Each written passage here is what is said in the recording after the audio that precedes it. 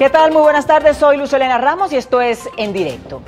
Cualquier colombiano que en vida no haya expresado por escrito su negativa a donar órganos es un potencial donador, según lo establece la ley 1805, que entró en plena vigencia el 4 de febrero de este año. Una ley que en su momento pretendía resolver una crisis de donación de órganos que existía en todo el país, pues la tasa de donantes voluntarios era muy pero muy baja.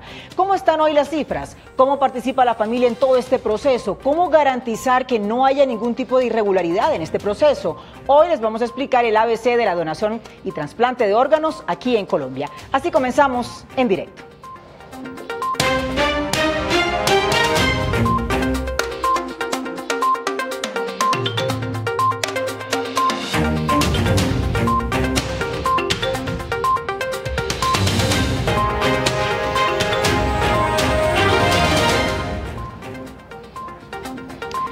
La calidad de vida de un paciente que no ha recibido un trasplante se limita de manera ostensible debido a que tiene que acudir de manera frecuente a centros hospitalarios para que a través de un procedimiento o el uso de equipos médicos se sustituyan las funciones que los órganos dañados han dejado de cumplir. Hablamos con uno de ellos, es una persona que requiere en este momento un trasplante de riñón. Vamos a poner este tema así en contexto.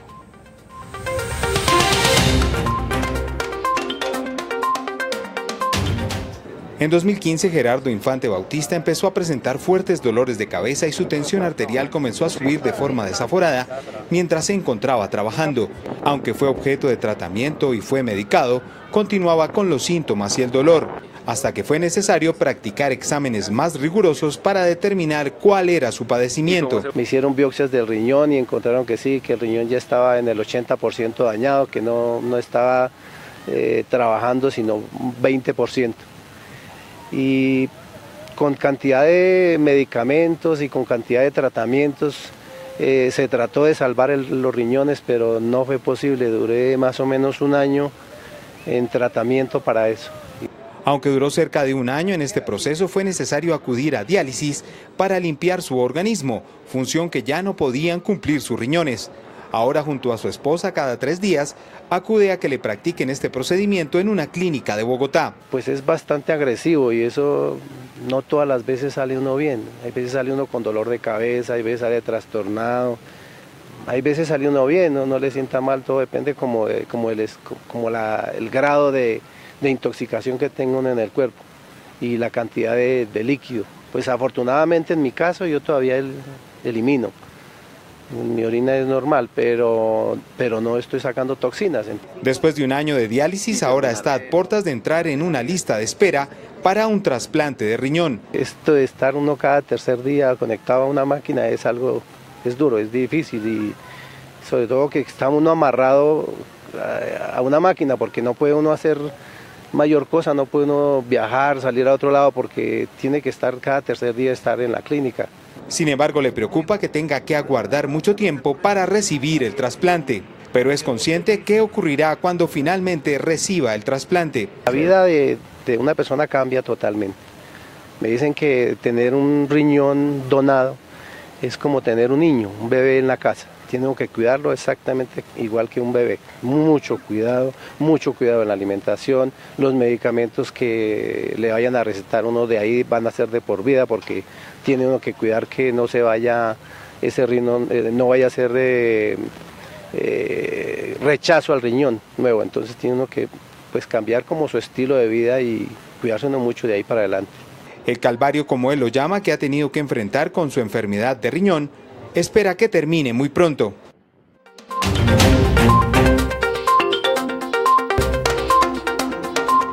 Muy bien, 6 de la tarde, 35 minutos. Gracias por estar con nosotros aquí en directo. Nuestro tema de hoy es donación y trasplante de órganos. Vamos a hablar de los mitos y las realidades sobre este tema para poder hacer conciencia sobre un tema que es muy importante para todos los colombianos. Para hablar de este tema me acompañan hoy Adriana Segura, ella es subdirectora técnica de la Red Nacional de Trasplantes y Bancos de Sangre, y también Jorge García, es director de la Fundación Retorno Vital. A los dos, gracias por acompañarnos hoy en directo. Muchas gracias. Bueno, quiero arrancar, Adriana, con el caso del señor Gerardo. ¿Cuánto tiempo tendrá que esperar el señor Gerardo para entrar en la lista de espera? Es variable. Muchas gracias por la invitación. Este tema es un asunto de todos, como bien lo decían, y es clave entender el drama humano por el que pasan las personas. Hay personas que tardan muy poco tiempo en la lista, pero hay personas que pueden tardar perfectamente más de 7 años en una lista de espera. Depende, porque para poder tener un donante que de verdad le sirva a uno, uno tiene que encontrarse muy compatible con una persona que al azar en cualquier parte del país fallece y que se parece genéticamente a uno y que además el componente, el órgano, en este caso el riñón, está en unas condiciones adecuadas para trasplantárselo a uno. Entonces, eso es, si se quiere una lotería, no funciona así, hay unos criterios técnicos, científicos con los cuales se asigna, pero en el sentido de encontrar a alguien tan parecido a mí, tan compatible conmigo como para que sea el más compatible yo de entre la lista de espera, que son más de 2.000 personas, es impredecible, pero sí podemos decir que puede tardar incluso más de 7 años. Bueno, los invitamos en este momento a que participen. Ya nuestra línea telefónica está completamente abierta, está disponible para todos nuestros televidentes, para que nos llamen y nos cuenten pues su caso, también su experiencia, sus opiniones o preguntas para nuestros invitados. El tema: donación y trasplante de órganos en Colombia. Y tenemos acá a Jorge García, que él es director de una fundación que se creó ya hace un poco más de 13 años, Jorge, pero quiero que también nos cuentes tu caso, porque la fundación se crea precisamente con una situación personal suya. Sí, gracias, Luz Helena, muy amable. Sí, yo creo que las situaciones de cada individuo tienden a tener ciertas condiciones después de una situación de vida. Y eso es lo que sucedió conmigo. Cuando yo entré en una insuficiencia renal crónica terminal, yo soy diabético desde los 8 años, y una de las situaciones por las cuales un paciente diabético con el tiempo deteriora ciertos órganos vitales de su cuerpo, como el ojo, como los riñones, los órganos vitales se van deteriorando por este tipo de enfermedades. Y yo digo, afortunadamente o desafortunadamente me dio la enfermedad, pero gracias a esa situación hoy puedo decir que estoy ayudando a muchas otras personas a que puedan entender cómo manejar su enfermedad, cómo lograr una mejor adherencia, porque muy bien lo decía el testimonio, era de don Gerardo, es que el trasplante tiene una condición en la cual tú tienes que asumir el rol de cuidarte muchísimo más. Si bien es cierto, lo que uno buscaría era que esto nunca pasara, es decir, uno no tuviera que llegar a estos extremos de enfermarse, pero resulta que nuestra cultura en Colombia no tenemos ese tema de autocuidado. Sí. Esperamos a que las cosas sucedan y ahí sí vamos a cuidarnos. Comenzarnos a curar. En tu caso, ¿cuánto tiempo duraste esperando? Yo duré 5 años en lista de espera. Nunca llegó un donante para mí. Yo siempre digo que tengo un héroe en mi familia y es mi hermano, a quien yo le quiero dar las gracias y siempre se las voy a dar. Se las voy a dar gracias a Dios primero que todo. También quiero darle las gracias a mi mamá porque me dio la oportunidad, y a mi papá que me dio la oportunidad de vivir, y a mi hermano me dio la segunda oportunidad de vida. Porque fue tu hermano quien te donó. Él me donó. Eso se llama, eso es un donante vivo relacionado. Es decir, que familia le puede donar al paciente que está en esa condición de insuficiencia renal crónica, que es mi caso, yo soy trasplantado renal. Ok, muy bien, Jorge. Hay un incremento en las cifras de trasplante aquí en el país, ¿no? Las cifras no son tan bajas como antes. Yo me quiero basar en esta cifra del Instituto Nacional de Salud. Pasamos de 539 casos de trasplante en el primer semestre del 2016 a 688 trasplantes en el mismo periodo de este año, es decir, un incremento de un 28% en el número de trasplantes. Eso es una cosa positiva. Sin embargo, Colombia tiene una de las tasas más bajas en cuanto a trasplantes, ¿no? No sé si esta cifra ya está actualizada, pero leí que son 7 donantes por cada millón de personas. ¿Es así? No. Bueno, vamos a aclararlo entonces. Vamos a aclarar que Colombia tiene una red sólida, sí. Es una red que lleva décadas trasplantando. Colombia es pionero en América Latina, se ha sostenido en el tiempo como la quinta más activa red de la región.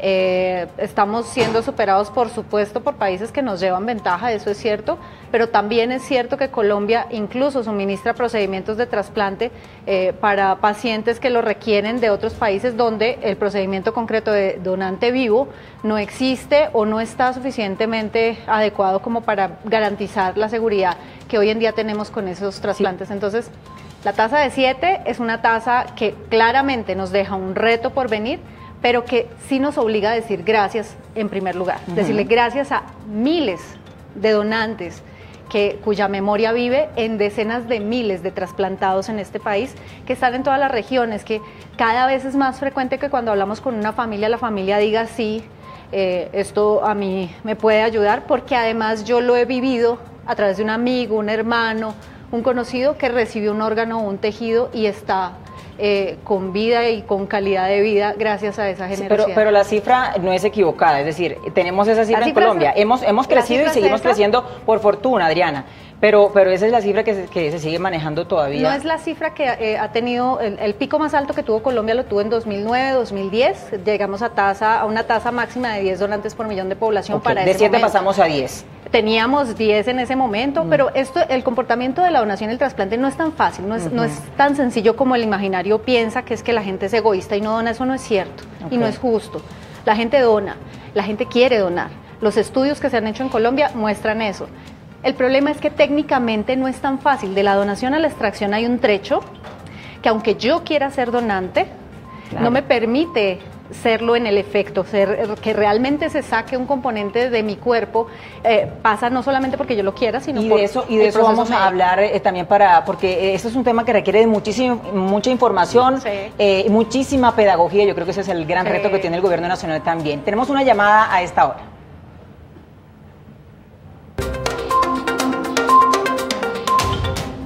Hola, buenas tardes. Buenas tardes, señorita. Cuéntanos. Muy buenas tardes, sí, agradezco mucho el programa. Yo quería comentarte algo. Lo que pasa es que yo tengo un hijito en condición de discapacidad, tiene 29 añitos, él asiste a hemodiálisis martes, jueves y sábado en el Instituto del Riñón. El trato es muy bien, excelente, me lo quieren mucho, pero eso es muy triste, el acabadero de vida, porque si le da el 5%, el hemodiálisis le quita el 10%. Es terrible como está agotadito totalmente y pues no ha habido nada, pero ahorita hay una oportunidad de que yo quiero hacer una pregunta. La hermanita le va a donar el riñón, la hermana o el hermano, pero entonces la discapacidad de él es muy severa porque es difícil si de pronto él aguanta el trasplante. Ya es muy... Él está demasiado agotado. Después él le dio paratiroidismo de la misma enfermedad, la EPS no quiso autorizar, le hicieron la cirugía tarde de la paratiroidismo y totalmente quedaba muerto del cuellito para abajo. Bueno, agradecemos de todas maneras a nuestra televidente su testimonio, muy valioso, Adriana. ¿Qué le podemos decir a ella con respecto también al caso que está pasando en este momento? Que tenga confianza, que siga el proceso médico, que no se rindan. Es una cosa difícil, ¿no? Jorge lo esbozaba un poquito en el testimonio, y es que esto no es nada más estar anotado en una lista, sino la cotidianidad del paciente que está esperando. Por un lado, la espera de que ese teléfono timbre.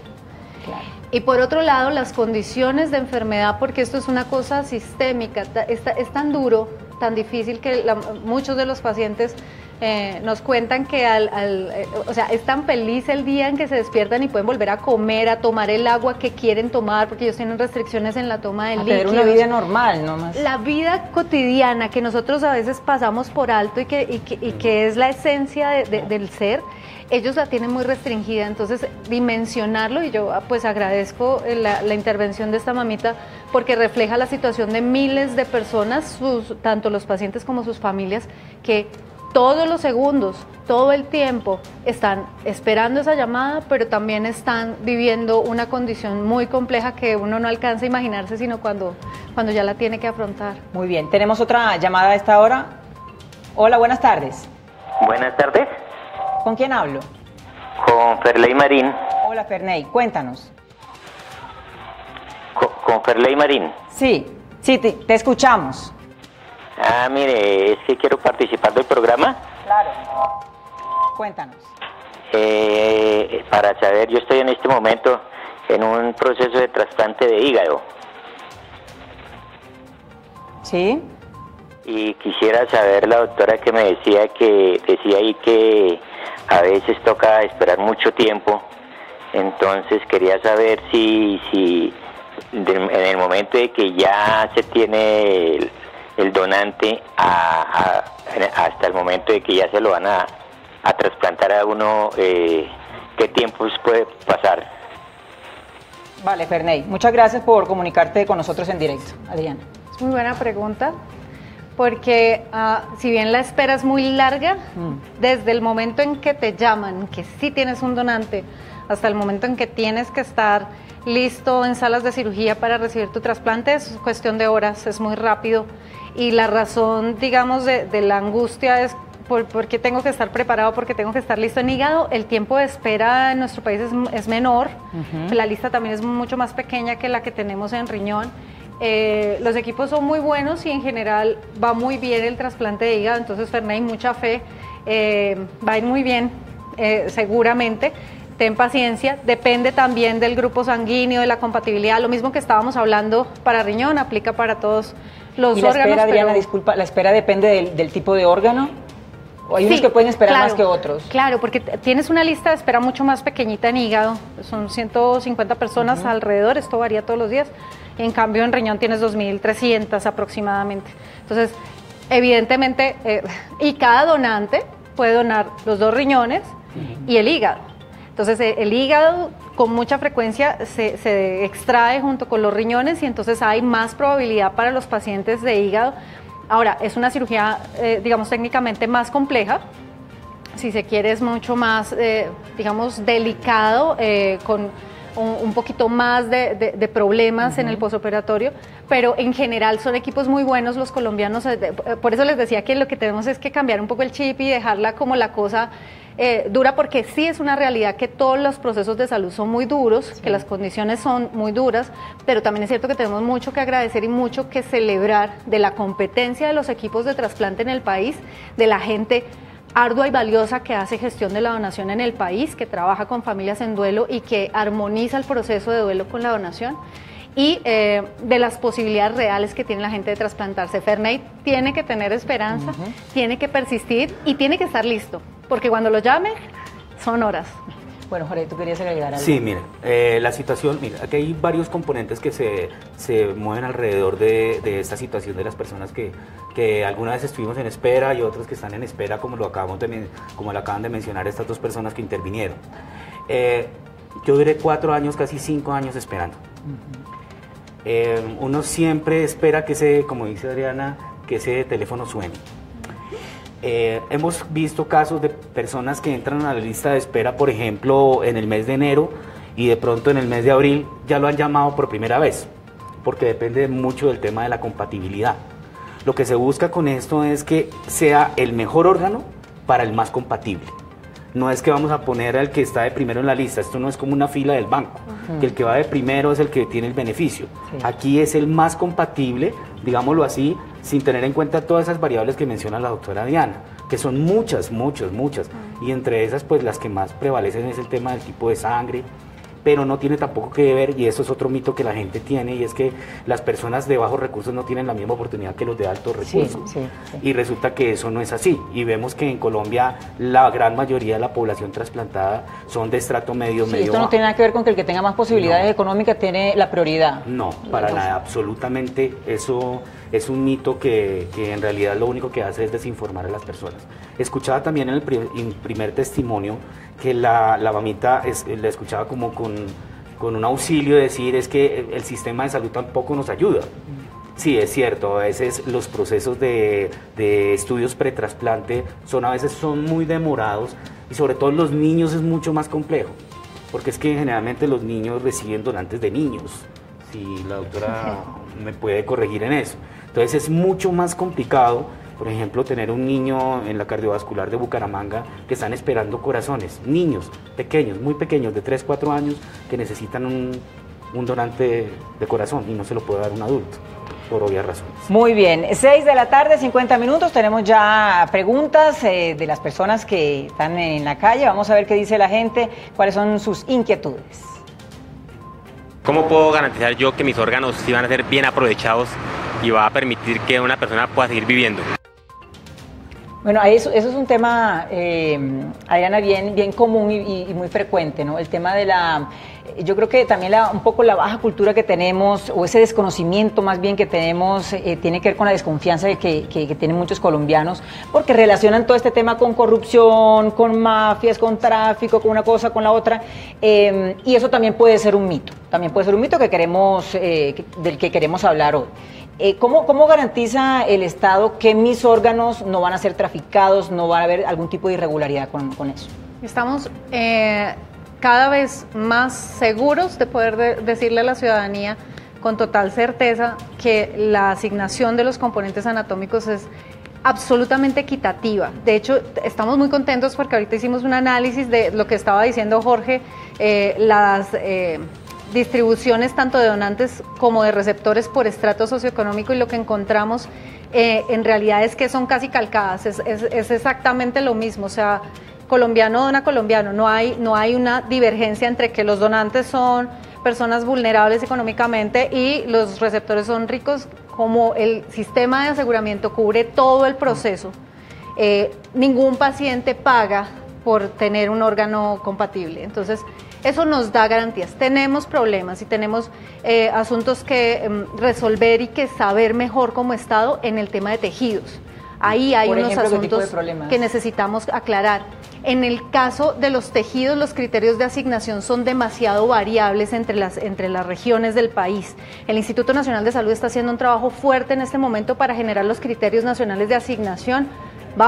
Estamos ya empezando un trabajo para generar esos criterios y una lista única de espera nacional de córneas que nos permita tener un trazo certero y garantizarle eso que en órganos ya es una realidad desde hace varios años, y es que hay una lista única controlada directamente por el Instituto Nacional de Salud, donde aplican estrictamente esas reglas, que son reglas de juego médicamente pertinentes y no reglas, digamos, diferentes dependiendo de dónde está el paciente, que es lo que estamos encontrando. Muy bien, nuestra línea telefónica se sigue moviendo, tenemos llamada a esta hora. Hola, buenas noches. Buenas noches, doctora. Lo que yo le quería decir,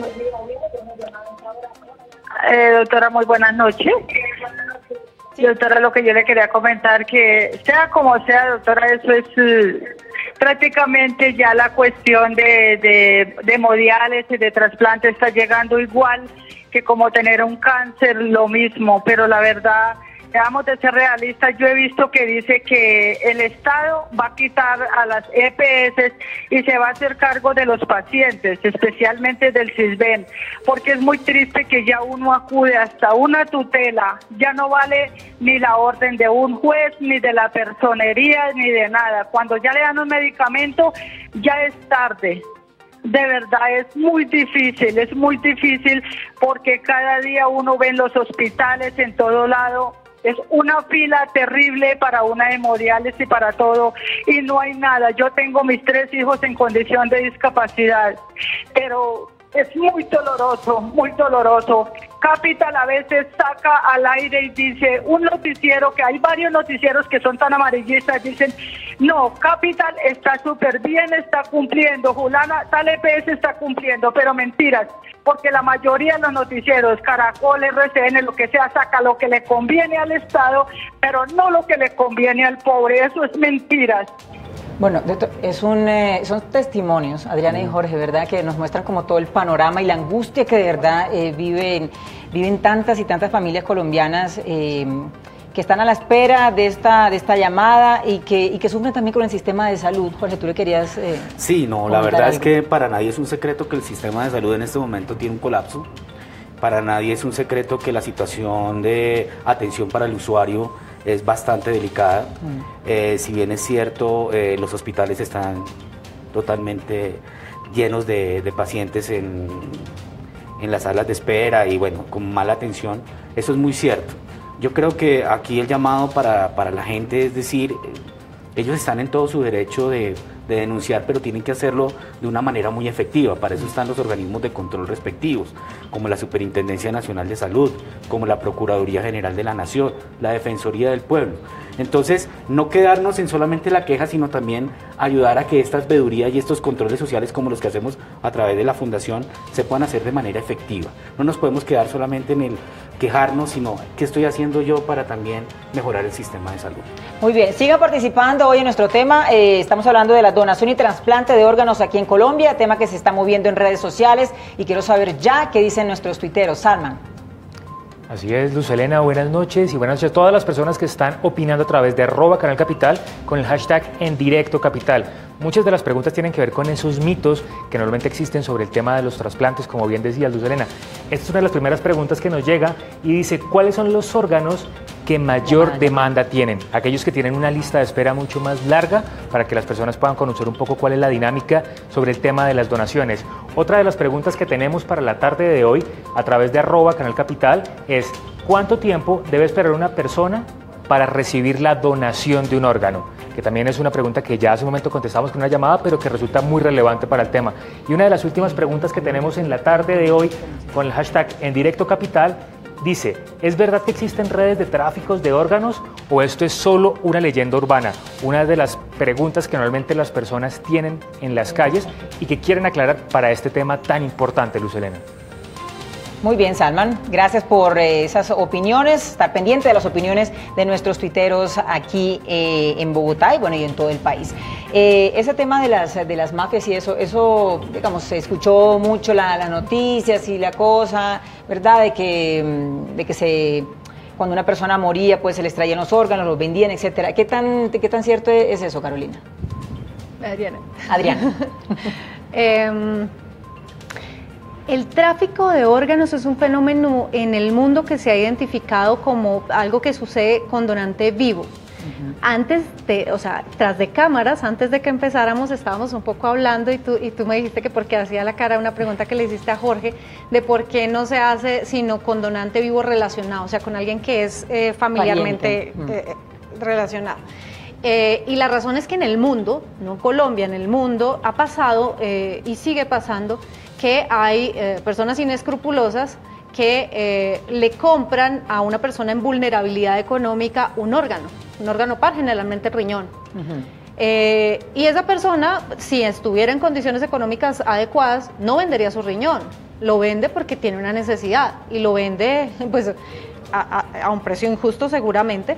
Entonces esa práctica es ilegal y eso es lo que conocemos técnicamente como tráfico de órganos. Hay un combate desde hace varios años directo, frontal, mundial contra ese tráfico de órganos. Ahora, de donante cadavérico, hay varios mitos ahí alrededor de que, por ejemplo, me dejan morir para sacarme los órganos en el hospital. Falso. Si no se hace todo lo posible por salvarle la vida, no hay paciente ni hay donante. Y la razón es muy simple.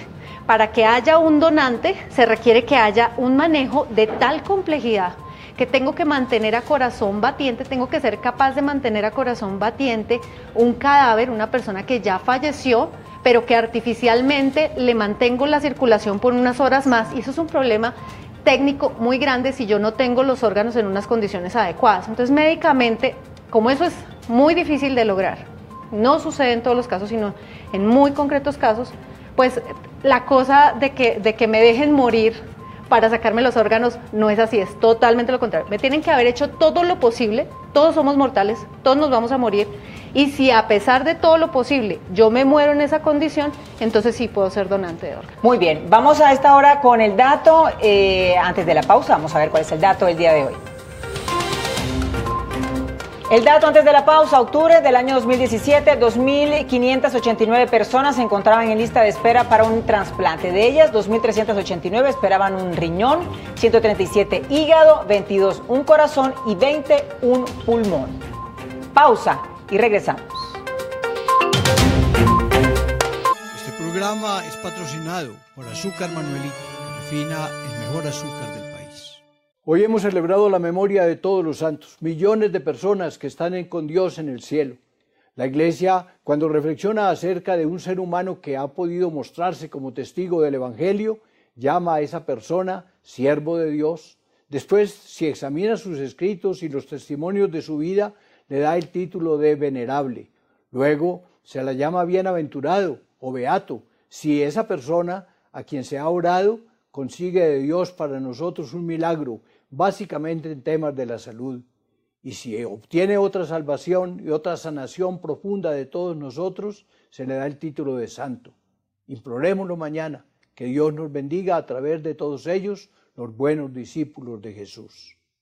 Dios mío, en tus manos colocamos este día que ya pasó y la noche que llega. Contragolpe es la respuesta a un golpe. Contragolpe es la reacción ofensiva contra el avance del equipo contrario.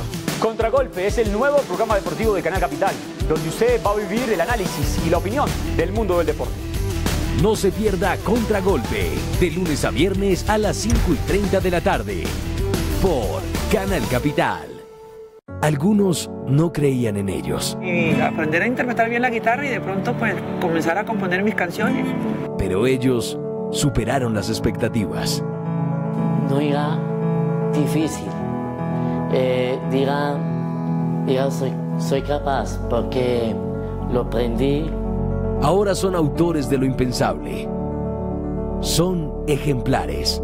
Sanar físicamente las heridas sana el corazón. Conozca sus historias por Canal Capital.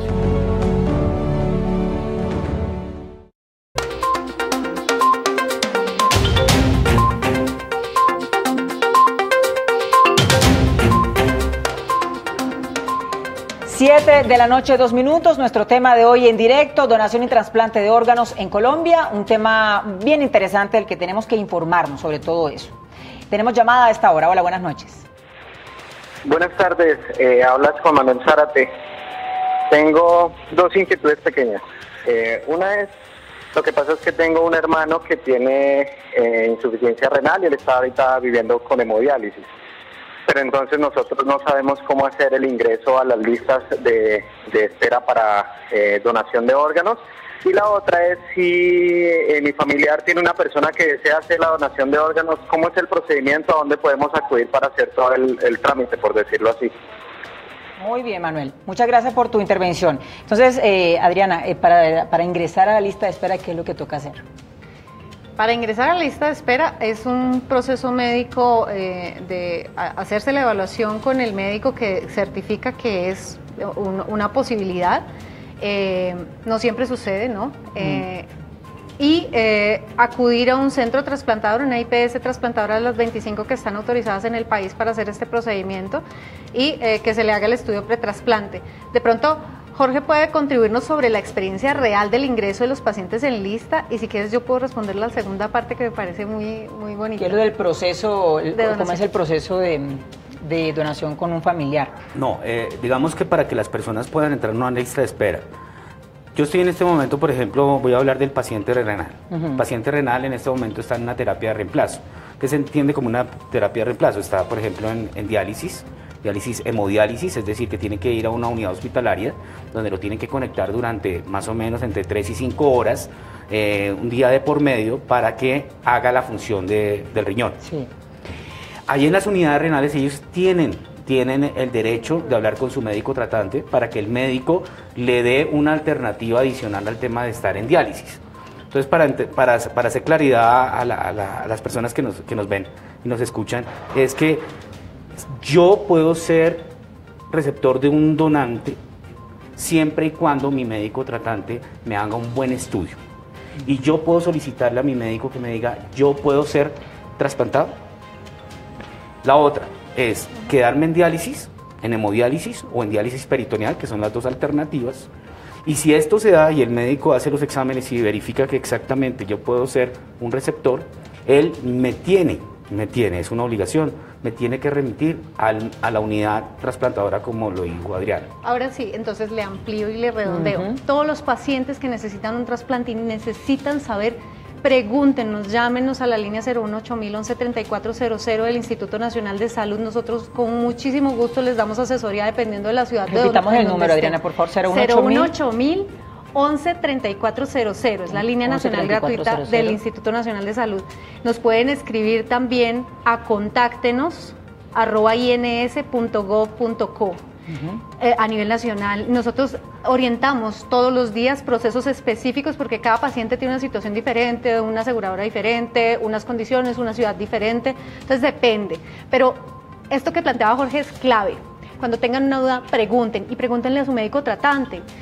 ¿Podría trasplantarme? ¿Cómo me iría si me trasplanto de corazón? ¿Cómo me iría si me trasplanto de hígado? No solamente esperar que el médico me lo plantee, porque no siempre, pues somos humanos todos, no siempre el médico me lo va a plantear como una opción, de pronto porque no la conoce muy bien o no confía en ella, pero la opción es muy segura, se los garantizamos, y preguntando seguramente van a tener un acceso mucho más rápido al mecanismo de ley. Producción, si es posible, antes de terminar nuestro programa, me gustaría poner este teléfono que nos acaba de dar Adriana, que es el 018.000, sí, 11-3400. Sí.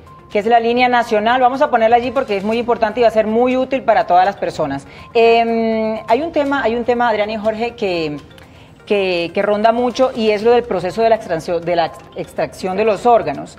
La gente se pregunta si eso depende con la forma como la persona murió, si es obligatoriamente uno tiene que morir en el hospital para poder hacerlo, cuánto es el tiempo y que tiene que pasar para extraer los órganos. Vamos a aclarar esas dudas. Okay. Bueno, digamos que el tiempo es valiosísimo, como lo decía Adriana en un principio, sí, para la sobrevida de ese injerto. Es decir, ese órgano se mantiene en vida después de ser trasplantado de acuerdo a las condiciones en las que se mantuvo desde la extracción. Es decir, una persona que demora mucho, o sea, un cadáver al cual se le demora mucho tiempo la extracción, pues es menos tiempo de vida útil en el tiempo para esa persona que lo recibe. Entonces, de eso depende. Lo ideal es que llegara a una unidad hospitalaria donde pudieran hacer, digamos, como la atención inmediata, y eso le daría una mejor sobrevida a ese injerto. De eso básicamente dependería, y no sé si Adriana nos podría complementar un poco más. Sí, porque eso nos lleva a la pregunta de quiénes sí, quiénes no, lo que tú decías al inicio. Y un poquito responderle la segunda pregunta al oyente, sí, también, o sea, redondeemos. Sí. Mire, toda la vida uno puede ser donante y hay que meterlo en el proyecto de vida. Ustedes saben que desde niños uno podría optar, por ejemplo, por la voluntad de donar cabello. Uno puede donar sangre desde los 18 años, 2 o 3 veces al año, dependiendo de si es hombre o si es mujer, toda la vida, y además porque los servicios transfusionales son claves para que haya programas de trasplantes. Entonces, si uno quiere ayudar al trasplante, en vida lo puede hacer por lo menos 2 veces al año, toda la vida. Y está donando para trasplante, pero además está donando para todo el mundo y para uno mismo si lo necesita. Sangre. Clave, en diciembre tenemos siempre escasez de sangre, eso, mando la cuña de una vez porque hay que pensarlo todo el tiempo como proyecto de vida. Y luego al final de la vida no hay un límite de edad certero, no existe, digamos, esa talanquera de decirte si ya llegaste a tal edad entonces ya no eres donante, no es así. E incluso hay otros tipos de donantes que existen en el país que yo no sé creo que estamos mejorando en la difusión de estos donantes, que son los grandes donantes, que son los cadáveres para docencia de investigación, que son los cuerpos en los que los médicos aprendemos, y los odontólogos también, Jorge es odontólogo, los profesionales de salud aprendemos anatomía, sí, y aprendemos antes de ir a un vivo cómo es el cuerpo humano. Sí. Son grandes salvadores de vida y la gente no sabe y no se pregunta de dónde salen. Pues miren, cada vez más esos donantes para la ciencia son personas que decidieron por un instrumento notariado donarse. Entonces, aun si mis órganos ya no sirvieron, puedo ayudarle a otras personas a través de la donación para docencia e investigación. Entonces, las posibilidades son todas.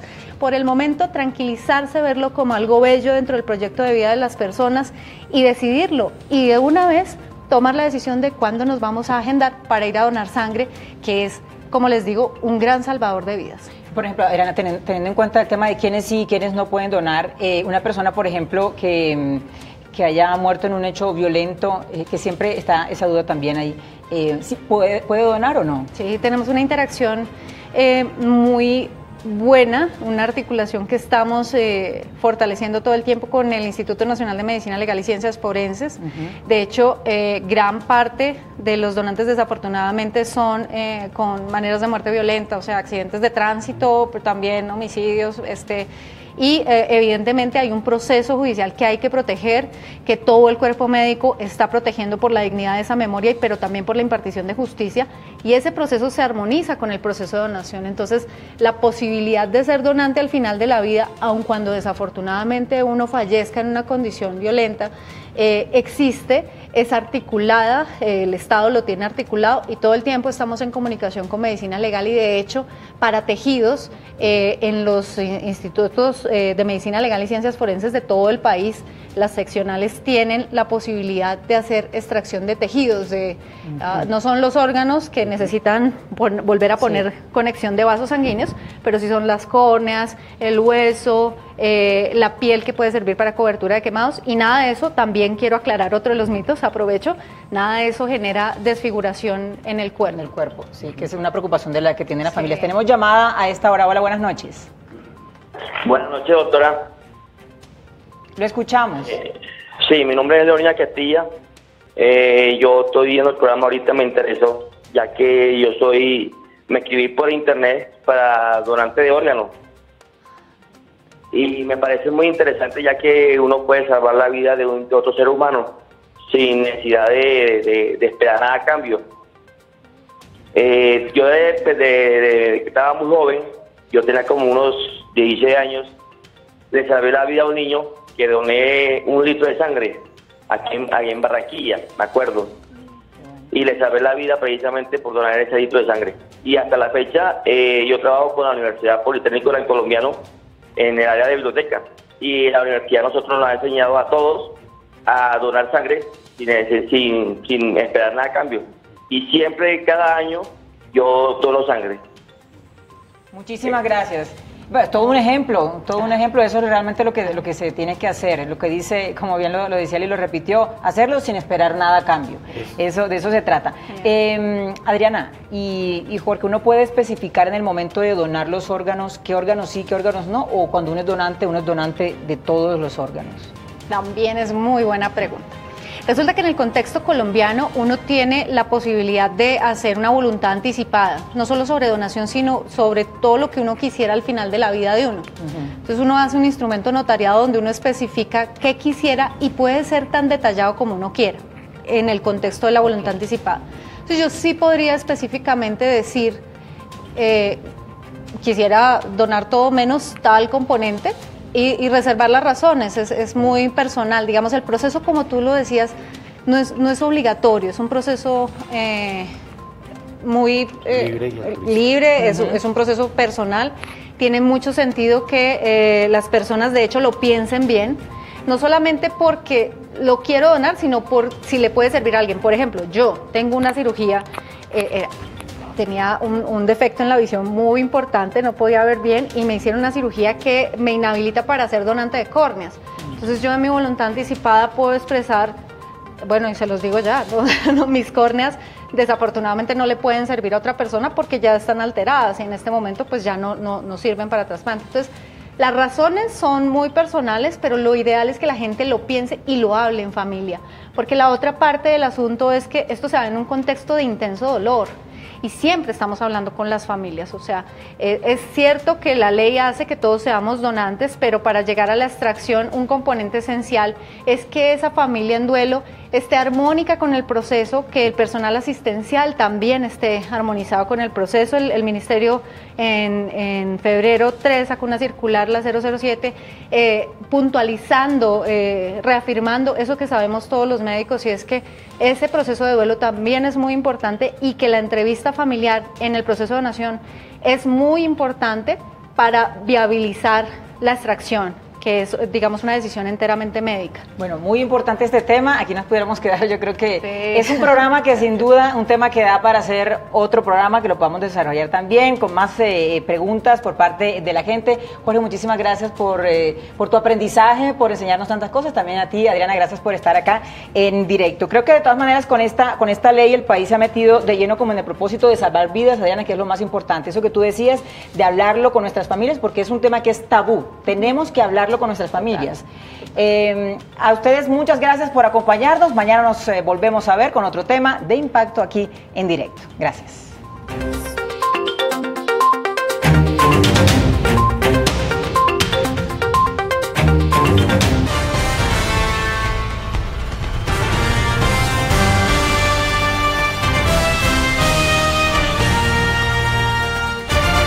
Este es Canal Capital.